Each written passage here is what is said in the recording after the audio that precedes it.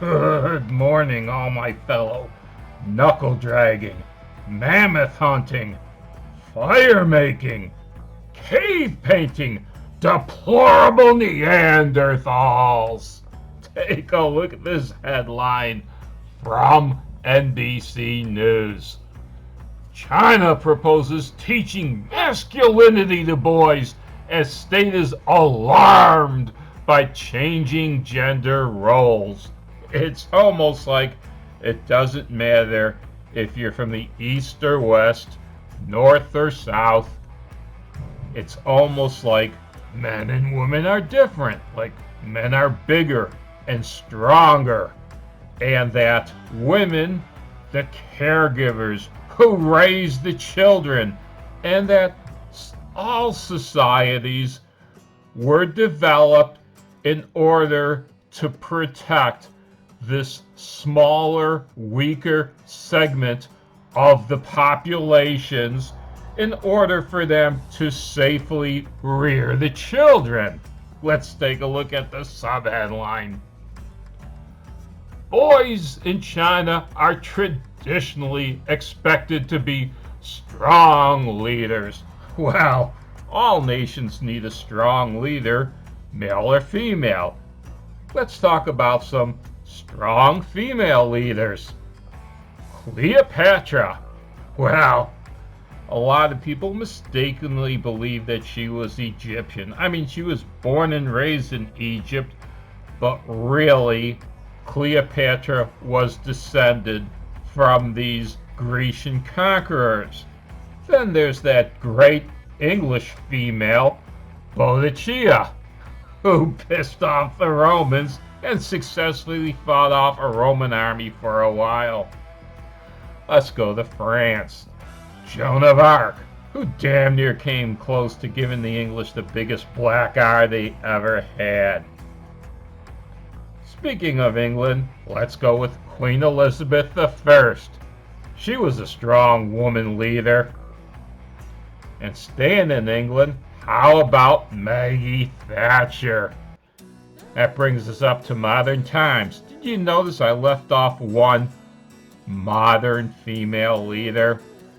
I went and I looked up on my computer lists of strong female leaders to make sure I didn't leave off any of the ones I was familiar with. And I went through several of these lists and I couldn't find this strong female leader.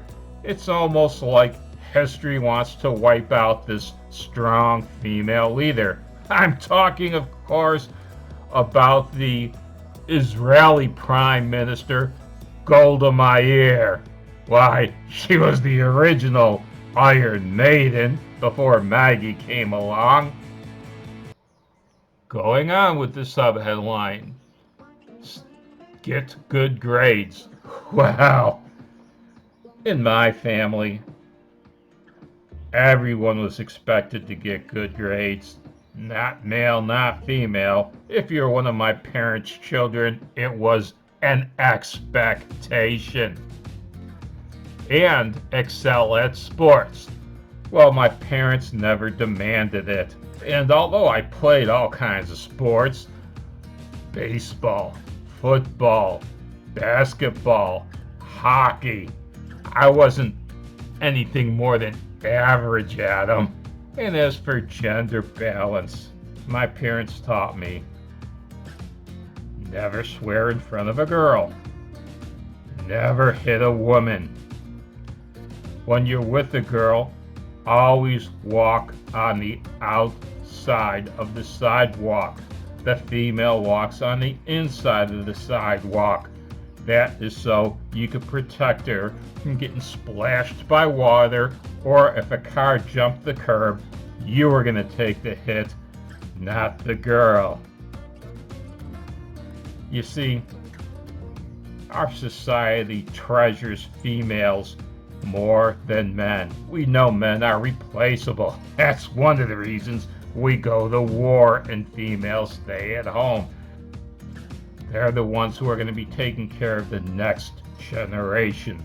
It doesn't matter if the current generation of men mostly die out protecting the current generation of females because they're still going to be around to raise the next generation of men. All healthy societies know that there's a difference between men and women. They recognize these differences. China is recognizing that something is out of whack here, and they're trying to correctly. I don't think it can be done by schools, though. You can ruin a society through schools, but to make a stronger society, it's the parents who must be the primary teachers of the child's morals.